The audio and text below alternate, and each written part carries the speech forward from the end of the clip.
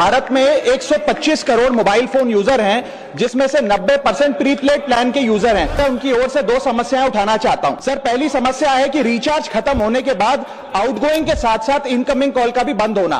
Sir, जब prepaid plan expire होता है या मोबाइल रिचार्ज की वैलिडिटी खत्म होती है तो आपकी आवाज बंद कर दी जाती है। फोन मेरा, सिम कार्ड मेरा, नंबर मेरा। तो सर, रिचार्ज खत्म होने के बाद आउटगोइंग कॉल बंद होना समझ आता है, लेकिन इनकमिंग कॉल बंद होना सरासर मनमानी है। सर, हमारा मोबाइल नंबर आज हमारी डिजिटल पहचान बन चुका है, जैसे कि UPI payment, banking OTP, train ticket OTP, PAN Aadhaar authentication, interview का कॉल, हॉस्पिटल का कॉल, मां बाप का गांव से कॉल, तमाम चीजें इनकमिंग कॉल और इनकमिंग एसएमएस से आती है, और वो इसलिए बंद कर दिया जाता है कि इंसान एक रिचार्ज कराना भूल गया।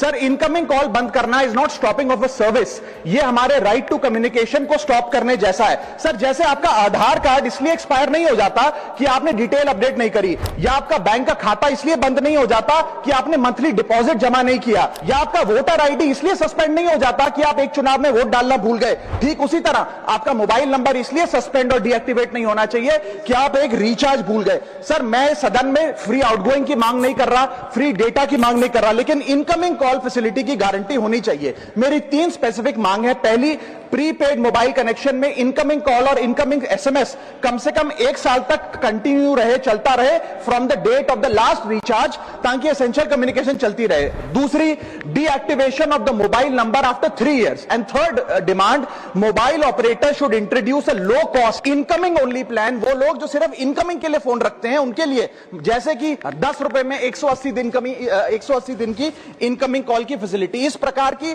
स्कीम्स मोबाइल ऑपरेटर को लानी चाहिए।